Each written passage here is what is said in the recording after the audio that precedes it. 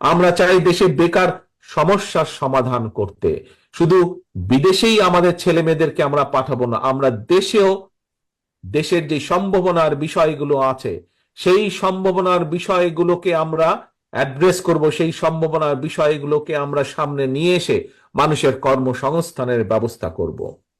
প্রিয় ভাই বোনেরা, পৃথিবীর এই যে আমি বাধ্য হয়ে যে বহু বছর 15 বছর গত এক যুগেরও বেশি সময় ধরে এইখানে পড়ে আছে, এই দেশে পড়ে আছে, এই দেশের যখন বাজার সদাই করতে যাই, সংসারের জন্য বাজার সদাই করতে যাই, তখন দেখি বড় বড় যে দোকানগুলোতে সেখানে বাদাম দেখা যায়, এই যে চীনা বাদাম দেখা যায়, কিন্তু এই চীনা বাদাম দেখি বিভিন্ন দেশ থেকে আসে। কয়দিন আমি খুঁজেছি যে বাংলাদেশ থেকে চীনা বাদাম আসে নাকি, প্যাকেটের মধ্যে লেখা আছে কিনা, কিন্তু পাইনি।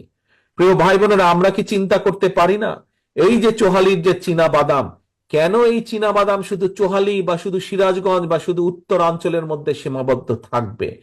কেন এই চীনা বাদাম যারা চাষ করেন সেই কৃষকদের পাশে কেন সরকার এসে দাঁড়াবে না? কেন চৌহালির চীনা বাদাম আজকে যদি বাংলাদেশের কাপড় বিদেশে রফতানি হতে পারে, তাহলে কেন চৌহালির চীনা বাদাম বিদেশে রফতানি হবে না? আমাদেরকে এই বিষয়টি চিন্তা করতে হবে, এই সম্ভাবনার বিষয়টি চিন্তা করতে হবে।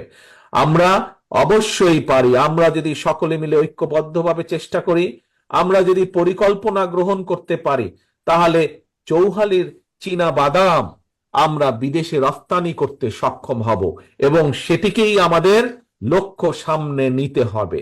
আমরা যেদিন সক্ষম হব চৌহালির চীনা বাদাম বিদেশে রফতানি করার জন্য, আমরা সেদিন কৃষকদেরকে যেরকম সহযোগিতা করতে পারবো, চীনা বাদাম রফতানি করার জন্য ছোট ছোট মিল কারখানা হবে, সেখানে বহু তরুণ যুবক সেখানে কাজ করতে সক্ষম হবেন, বহু মা বোনদের বহু বোনদের সেখানে কর্মসংস্থানের ব্যবস্থা হবে। আমরা চাই দেশে মানুষের কর্মসংস্থানের ব্যবস্থা করতে। প্রিয় ভাই বোনেরা, আপনাদের এখানে আরেকটি কৃষি দ্রব্য উৎপাদিত হয়, কি সেটি? চোহালি আশেপাশের এলাকাগুলোতে, এই এলাকায় উৎপাদিত হয় রসুন, তাই না? রসুন হয় না এখানে বহু এলাকায়? এই রসুন উৎপাদনকে আমাদের বাড়াতে হবে। পৃথিবীর বহু দেশে, এই দেশে, আমি যেই দেশে এই যুক্তরাজ্যে বসবাস করছি, এখানে তো রসুন উৎপাদিত হয় না, কিন্তু বাজারে গেলে আপনি রসুন পাবেন। রসুনের দাম যে প্রতিদিন বেড়ে যায় তাও না, এরা বিদেশ থেকে রসুন নিয়ে আসে এদের দেশের মানুষের জন্য। তাহলে বাংলাদেশের রসুন কেন যেতে পারবে না? বাংলাদেশের চাহিদা পূরণ করে বাড়তি চাষ আমাদেরকে করতে হবে, যাতে আমরা বাংলাদেশের রসুন বিদেশে আমরা পাঠাতে সক্ষম হই। এতে যেভাবে একদিকে কৃষক উপকৃত হবে, কৃষক স্বাবলম্বী হবে, ঠিক একইভাবে আমরা আমাদের রফতানি শিল্পকেও গড়ে তুলতে সক্ষম হব।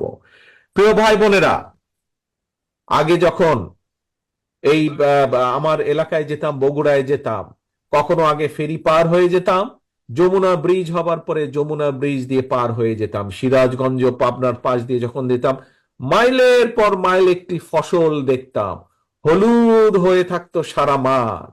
কি সেটি? সরিষা।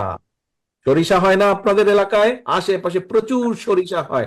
এখন প্রিয় ভাই বোনেরা, এই সরিষা পৃথিবীর বহু দেশে সরিষা হয়, পৃথিবীর বহু দেশের সরিষা অন্য অন্য দেশে রফতানি হয়। আজকে আমাদেরকে লক্ষ্য নিতে হবে, এই সরিষার উৎপাদন বাড়াতে হবে আমাদেরকে। এই সরিষার উৎপাদন বাড়ানোর মাধ্যমে শুধু দেশের চাহিদা না, আমাদেরকে বিদেশের চাহিদা বিদেশেও আমাদেরকে পাঠাতে হবে।